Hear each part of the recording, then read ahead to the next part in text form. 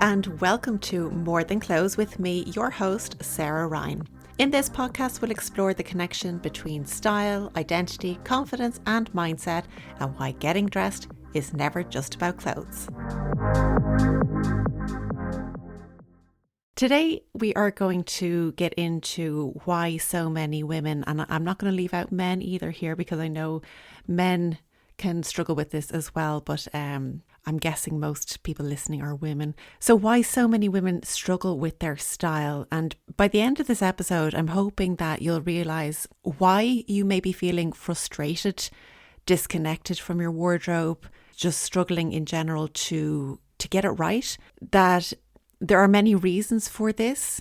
None of them are down to you, and that you are not alone in this. So I'm hoping that this will give you a little bit of clarity and comfort, I suppose, as we go through this. So let's get into the first reason why you may feel frustrated with your wardrobe, getting dressed, your style in general. One of the biggest reasons that I've come across is your shift in identity. So you may have noticed that maybe at some point in your life that you're actually happy with your style. This is often a discussion I have with my clients, you know, on their first clarity call with me. They say to me, I used to have great style. I used to enjoy dressing. Now I don't know what's going on. I can't get it right. Generally what's happened here is they have, at one point they were happy with their style and what was in their wardrobe, and they felt confident in buying it. But those items maybe didn't evolve. The wardrobe didn't evolve at the same rate as your evolution as a person. We all change, and certain events in life will change us greatly. A lot of people will come to me after having children, perhaps, and in those early years, they have slipped down the priority list. And by the time they get around to giving me a call, the kids are kind of at maybe a school age, and they find that they have a little time for themselves again. But during those years, when they haven't had that time to put themselves first or, in the top of the priority list, they have changed as people. We all do. And so now they're left looking at this wardrobe that no longer reflects them, no longer works for them, doesn't make them feel good. And they don't know where to start because their point of reference are the clothes that used to make them feel good. So they may try and recreate that in a way, and that does not work. In this case, we can also see massive identity shifts in times of things like relationship breakdowns. I mean, you've probably heard of like divorce parties and all of this kind of thing. Instead of like hen nights, people are now having like divorce parties. And that will shift a person's identity completely if they've been in a relationship a long time and their life has revolved around this other person being there. When that goes away, naturally, you're left thinking, who am I now? Especially if things like your hobbies were interlinked, you had mutual friends. It is a huge upheaval, and it is also a time for reinvention. But if you don't have that clarity about who you want to be, it takes a little bit of time to get that right. And often what people do is they revert to how they were when they were first dating, the last time they were kind of single and on the dating scene. And they revert to how they dressed then, which may be 5, 10, 15, 20 years ago or more. And they get nervous about going back to that, or, maybe they're not even in a rush to do that, but they just don't know who they are. They just know that they want to change how they have been dressing during that time while they were in that relationship because it no longer feels connected to them. I also think there's a bit of a tipping point after 40. There's great liberation that comes with getting older. I think that you start to care a little bit less about what people think to an extent. I'll get back to that in another episode because a lot of people are still concerned with other people's thoughts. We'll deal with that in another episode. But there is definitely an identity shift as we get older, going through perimenopause, menopause, postmenopause, even career changes or retirement. All of these identity shifts will affect your style. We cannot expect our style to stay static while we move through life. These things have to be aligned. Otherwise, it doesn't feel right. Does that mean constantly reinventing your wardrobe every few years? Absolutely not. There are things that you can do to future-proof your wardrobe in a way. And I think part of that is moving away from trends.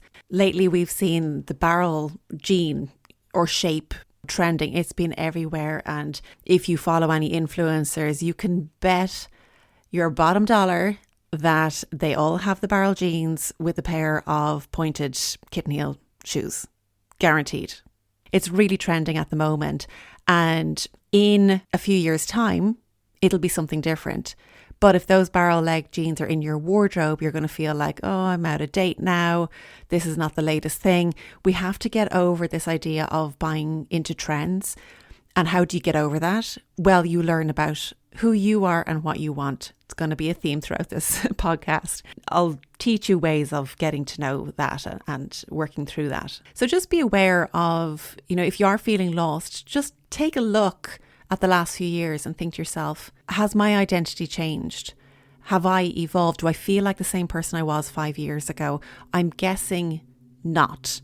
And if you have things in the wardrobe that were very relevant and you loved from 5 years ago but don't feel right now, one of the reasons is there has been an identity shift. So keep an eye on that. The other thing to know is that the goalposts for what is in fashion, trending, they move constantly.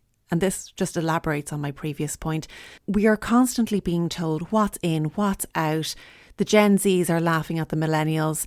I mean, if you pay too much attention to these things, it will drive you crazy. It really will. And no wonder people are getting frustrated. If you're trying to play that game, you are going to lose and you're going to end up frustrated with what's in your wardrobe. This is what the fashion industry lives on, right? If we think about it, their business model is getting you to buy time and time again. I can't believe how much turnover there is in stock in some of the shops out there. I mean, you could go in on a Monday and go back the following Monday and there will be a turnover in the stock. You used to have like a couple of seasons that would come out in a fashion house. You'd have spring, summer and autumn, winter. But with the evolution of fast fashion, it's all about how much can we get people to consume. And so perpetuating this idea of trends works for them. They play on your insecurities. Oh, if you don't have this latest piece, you're just going to be out of date. You're going to look dowdy. They know exactly what they're doing. And it keeps you in this loop of buying. And guess what? You end up with a wardrobe full of clothes, nothing to wear, because you're just jumping on bandwagons. We have to remove ourselves from this cycle of buying. One of the first things I do when I work with a client or on my online courses is they go on a shopping ban. And some people, that strikes fear into some people. 6 weeks or maybe 8 weeks, if I'm working with someone one-to-one, that can feel like a lifetime if they have been in that cycle of buying. Now, for others who rarely buy, easy peasy, in which case I say, okay, make it 6 months or whatever feels like a little bit of a challenge. But you have to step away from that, the habits. We'll get into habits in another episode, but if you want different outcomes, you have to do things differently. And shopping is part of that. That is a habit. Scrolling online, adding things to the cart, habits. We need to nip that in the bud. So it is breaking up with this idea, or at least hitting pause on it to give yourself time to consider what is really you in your wardrobe. So hit pause on adding things to your cart. One of the other reasons that will cause frustration amongst people is that style is something that should be subjective. It should come from the person. It should come from their self-expression. But what we've seen for a very long time, decades, is a move towards fashion or style being more objective. We are being told what to wear. So we're getting all this noise coming from influencers, the fashion industry, maybe even people you know and love are telling you, oh, don't wear that, that's too much, you can't dress like that, or that colour doesn't suit you. We are responding to noise. We have disconnected from ourselves. We have become desensitized to tuning into what we like instead of being told what we like. So I think there's a lot of confusion out there because the age of influence, we've been told wear this, don't wear that, how to style things for 2026 and not 2016, like it's the worst thing in the world. When I work with clients, the first thing I do is give them a questionnaire, and it's all about their preferences. And that causes people a lot of confusion because they're ticking things that they think they should tick, or they think that I want them to tick that answer perhaps. When I say to them, what brings you joy? They're like, I don't know. I think our internal compass has been like just so dampened down. We have access to a huge amount of information that I think we're losing our connection to what's really going on for us and what really brings us joy and how we really want to dress. We're too busy trying to tick boxes. And like I said, if you listen to the introduction, the first episode here, you'll know the dangers of ticking boxes for the sake of ticking boxes in terms of what's expected of us. That does not work. You have to create your own boxes. What's important to you, and check those off. It's not coming from the other, from outside where people say, okay, have you got the latest jeans? Tick. No. That is definitely going to add to the confusion, dissatisfaction, and in turn, endless shopping. So it's beginning to pause and ask yourself, does this actually bring me joy? The other thing that might surprise you here that I'm going to bring up is lockdown. We haven't heard that in a while, have we? Thankfully. Lockdown did a number on people. It really did. So it's 2026 now. We're 6 years on, and the damage of lockdown years is really showing. I get a lot of clients coming to me with this kind of pre-COVID and post-COVID situation. Pre-COVID, I knew who I was. I knew what I liked. I had my style, and I don't know what happened in that time. What I have observed through working with people is that we all had an opportunity to hit pause on needing to dress up.